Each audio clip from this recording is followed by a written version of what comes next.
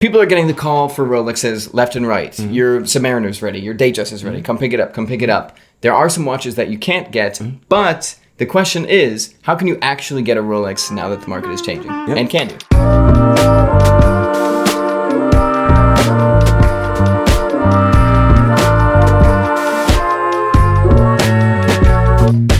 What is up, watch fam? I am Christian, the curator of the Theo and Harris Vintage Watch Shop. My name is Michael, and this video is sponsored by Ridge Wallets. I love their wallets. I have one. More on our friends at Ridge later. Today's conversation is cool. I've gotten quite a few messages from clients and friends in the last couple of months, last month really, about getting offered a Rolex.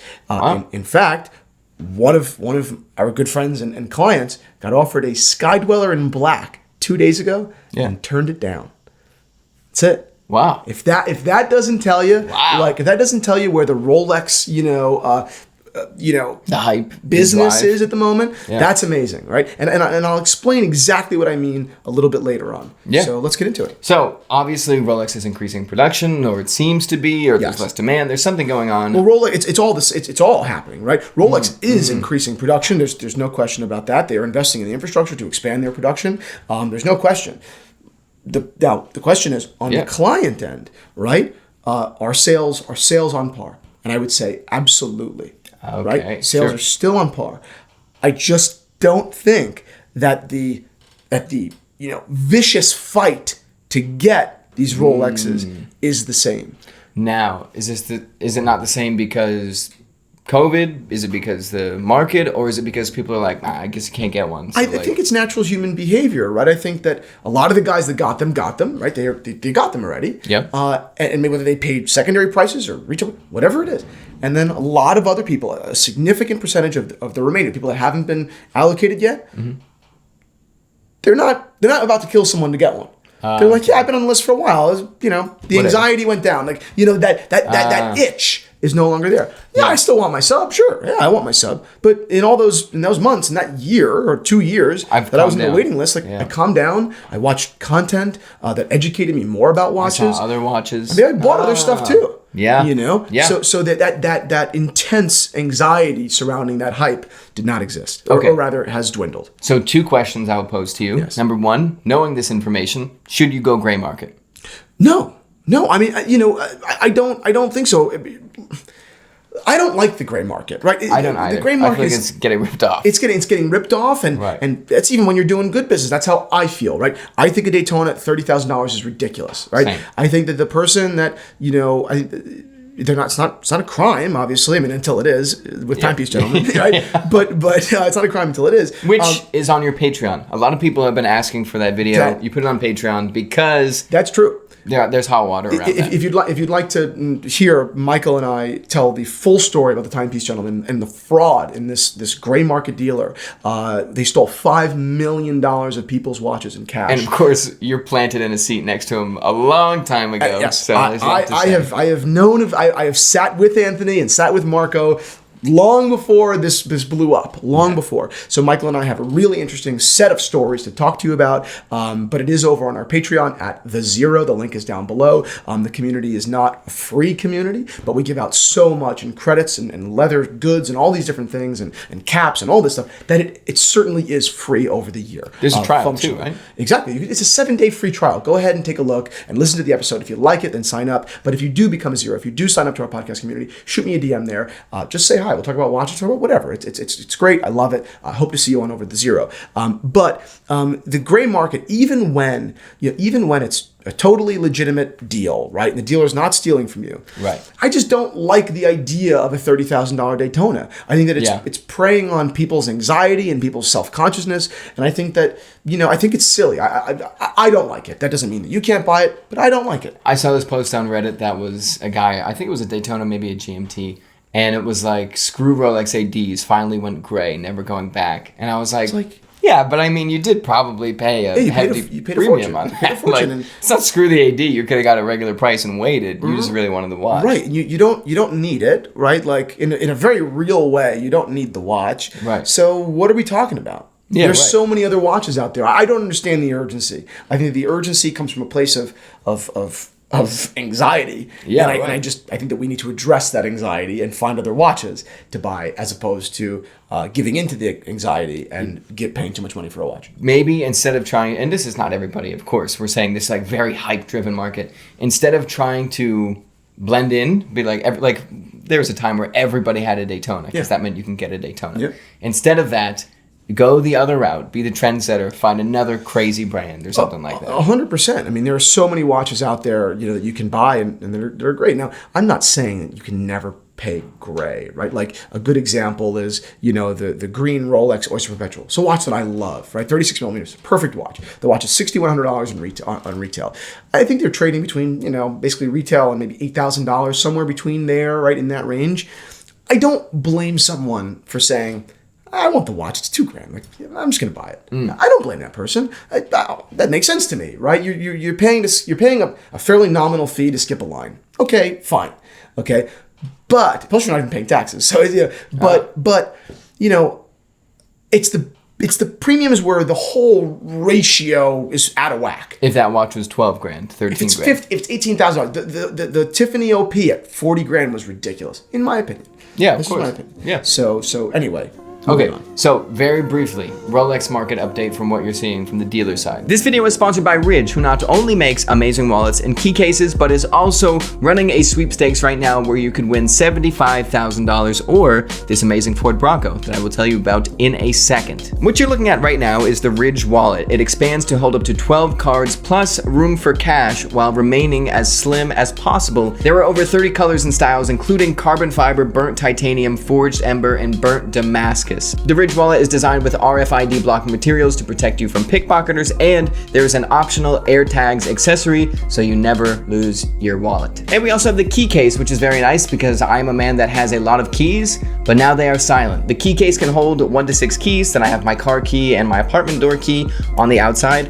I like that a lot. And if you buy the key case and the Ridge wallet together, you save 30% on your order. Any dollar that you spend on Ridge right now will enter you into the Hennessy X Ridge sweepstakes, where you can win that Ford Bronco that I talked about, or 75 smackers. These wallets come with a lifetime warranty. You can test drive them for 99 days, and they already have 80,000 5-star reviews, so you are in good hands. Enter the sweepstakes for free by going to ridge.com/Theo Harris, and by using our link, you will get 10 free bonus entries, not to mention 10% off your entire order if you use our code Theo Harris. Thank you so much, Ridge. Appreciate you sponsoring this video. So, very briefly, Rolex market update from what you're seeing from the dealer side.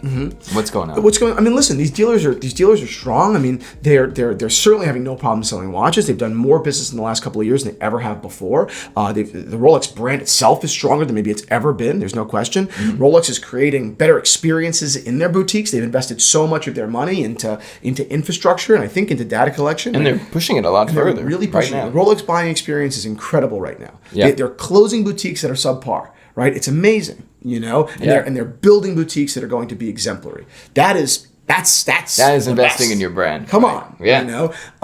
That being said, there are some watches that you can get for retail, with not that much work. Yeah. Particularly, I mean, white gold sport models are not that hot. And I think that they're great. Yeah. People are like, oh, it looks like steel. I don't want it. Like my GMT. And I get that. I understand that. Sure. But there are plenty of clients out there, or there should be, that are like, it should say, oh, wait, maybe that is a cool thing that I should look at. And I can kind of get one. Like I can actually get one. Yeah, I'm not right. saying buy something you don't like because it's being offered to you. That's not what I'm saying. Of course. But I'm saying, like, there are Rolexes, sports models, and white gold, but still, that you can get from a Rolex with relative ease. Yeah. That's amazing. That was not true during COVID. And I think it does symbolize, like, okay, now that's dollars spent at a... Something off the rung. Right. And now at my AD, I did spend $30,000 and I wanted to.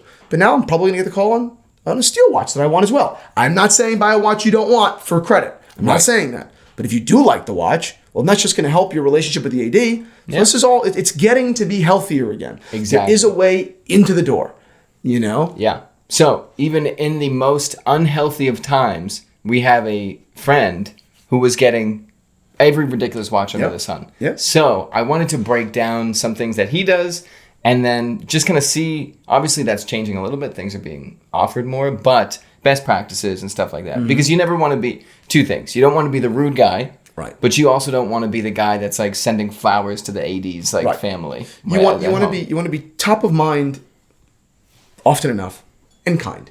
Right. That's it.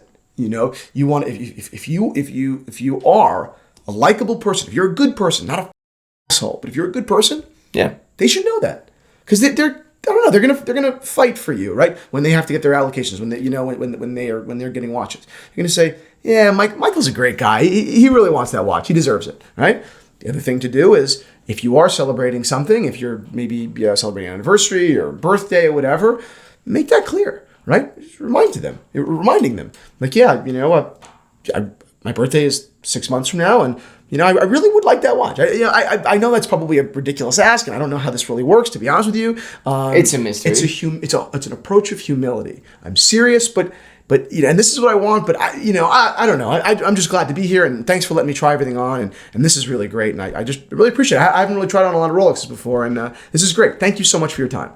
That's how you get a watch. Yeah. That's how you get a watch. And right. I don't get watches. I don't go do that because the way I look at it is, you know, one, a lot of modern watches aren't my thing. I like vintage watches. That's one part of it. Yeah. And the second part of it is, you know, I don't know. I just feel like there are people out there that I don't know, they want it more than me. So why would I take away an allocation if I don't really want it that much? Why would I take away an allocation from someone else?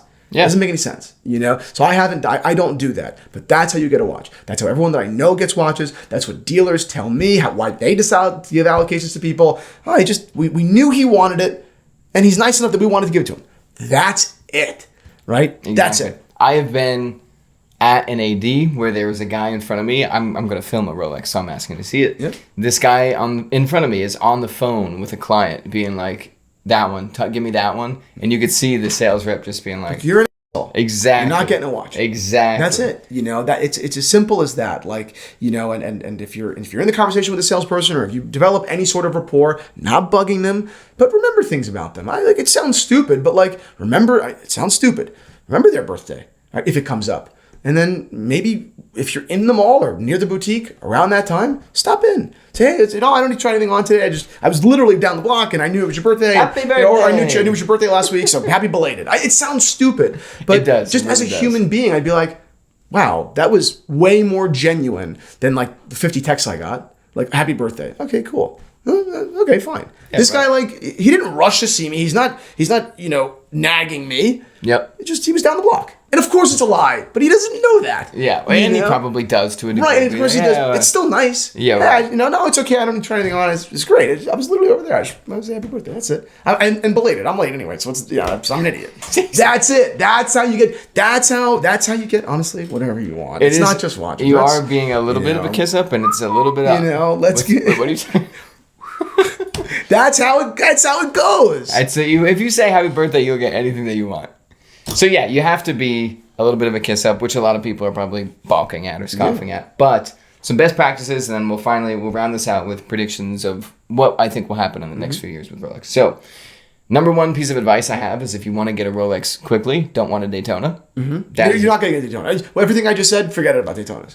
That's not happening right now. You need to spend money to get Daytona. I have been to multiple ADs that watch Theo and Harris and everything like that, and I've been like, I just want to put I know I'll never get it. I want to put my name on the list for a Daytona. And they've been like, you'll never get it. Yeah. I'm like, yeah, I know. I just want to put my name on the list. Yeah, don't. Don't. I'm not saying you'll never get it in 10 years. Right. You will never get the call. You're never getting the call. Now, if you know that you are going to be a client and you're going to spend money, then yes. That's why they're saying I won't get it. Right. Go and spend. Again, I'm not saying buy things you don't want. I do not believe in that. I don't do it for myself. I don't stand on lines, and I don't let people shake me down. I don't do it. Right. But why not give them my business on other things that I'm buying? Sure. Right? Like, if I'm buying my wife jewelry, I'm already doing it. Why would I go and give loyalty to someone else? I'll give it to the guy that I want something from down the road. That's it. That is a consensual relationship building, non-extortionate relationship. That's a good thing. And if you don't have the good sense to do that, you're just dumb. Yeah.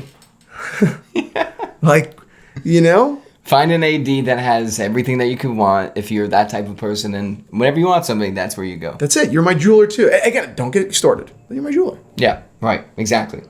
Number two, when I went to put my name on the list for the Celebration Dial OP, the biggest advice I got from our guy that can get anything, seemingly, and the actual store I was in was know exactly what you want. Yes. There is no in between. There is no what will I get quickest. There is no what's available. There's nothing like that. That's it. To the point where the lady even said, well, we have some models, like here, right now, that if you say that model, you can buy it today. But you have to tell me what model that is. You didn't say that model. Exactly. Which that is a very... I think that's a flipper-proof model. That's why they do that. I agree. And you can't tell me 15. You can't be like, the sub or the OP or this. No. What dial, what bezel, what bracelet do you want? Exactly. And you can't really shake on it too much. Big city versus small town. When I put my name on the list for a Rolex Celebration Dial, I drove like 2 or 3 hours away to a smaller area. 100%. Know your AD, right? If your AD is... If context clues are telling you that your AD is either an or if you've heard that they do kind of shake people down, get a different AD. Yeah. Cut it out, right? Pick an AD that is worthy of your business. That is, because it is that. That's how, it's not the other way around. It's not, I'm not worthy of the watch. You're worthy of my business. It's my money that I'm spending with you, right? If I'm going to be spending money, right? Yeah. So no, pick an AD that you think that I have a fairly good likelihood of getting this watch. Yeah. Through these guys, they seem really nice. If they don't seem nice, if they seem like assholes, get the out of there. Don't waste your time. Don't waste your money. Don't waste more than you ever think. Don't be like, well, my AD sucks. No, that's not your AD at that rate. Right. There are a million other ADs happy to see you. Find a new one. It's like anything else, like any other business. Just find a new one. They're not worthy of it, and they're not gonna treat you well. So get out. Okay, so then you do get an allocation. You do get the call. Yep. You don't want the watch.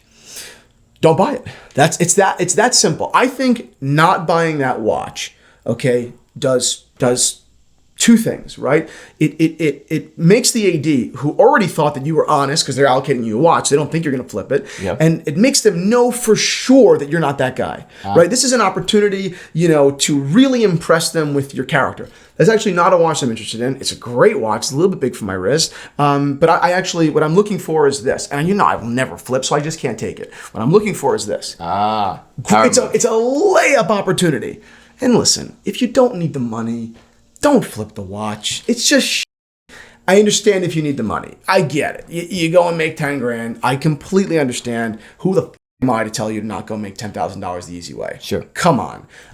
But if you don't need the $10,000, don't be a dick. That's you're gonna cook the brand. You know what I mean? The relationship. You're gonna hurt the relationship with the AD, which hurts your own self-interest. And also, come on, it's just that's the way that I look at it. And if someone else does it, and I have buddies that have made tens of thousands of dollars taking watches from ADs and flipping them.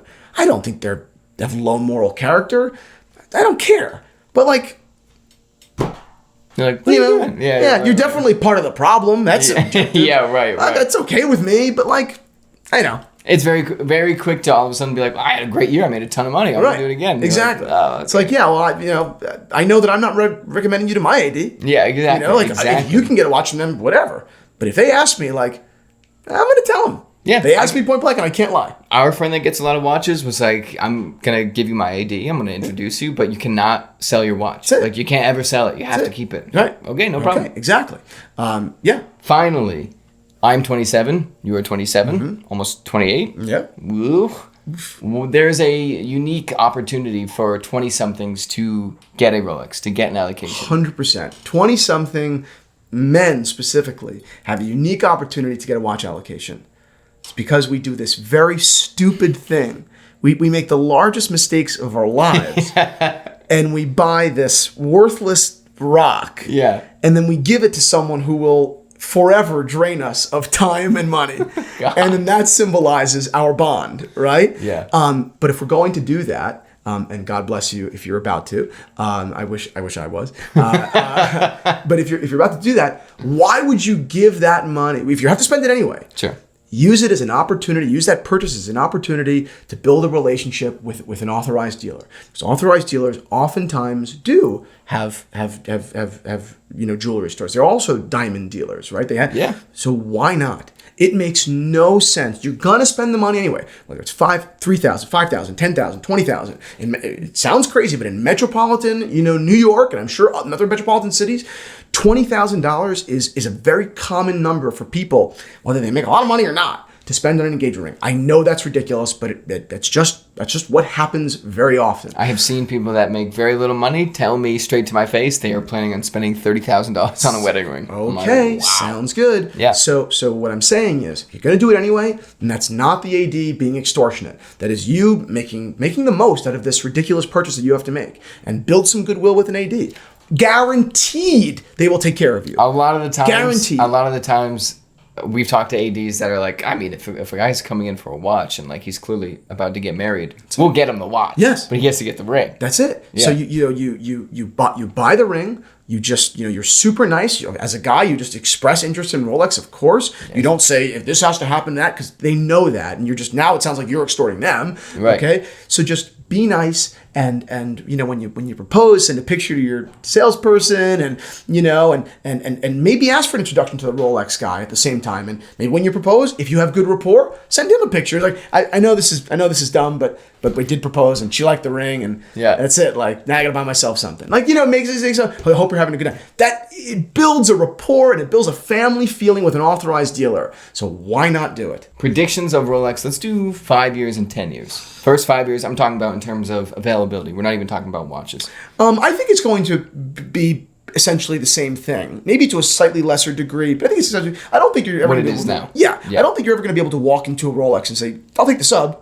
And that's not an amazing thing if it happens, right? Like, if you do say, I'm looking for a Submariner, and they say, okay, and they go in the back and pull one out, you're always going to shit. It's going to be like, what the odds of that? Okay, that's what it'll be forever. The healthiest form of what's happened here would be, you talk to an AD, you put your name down, and you get the call in a couple of months. Right. That's it. Like, and the AD's nice about it. They can't say explicitly, but they say like, yeah, I think we could do this for you. We're going to make this happen. And that's great. And when was your birthday again? Or when was the promotion? Not promotion, but when was your wife's birthday?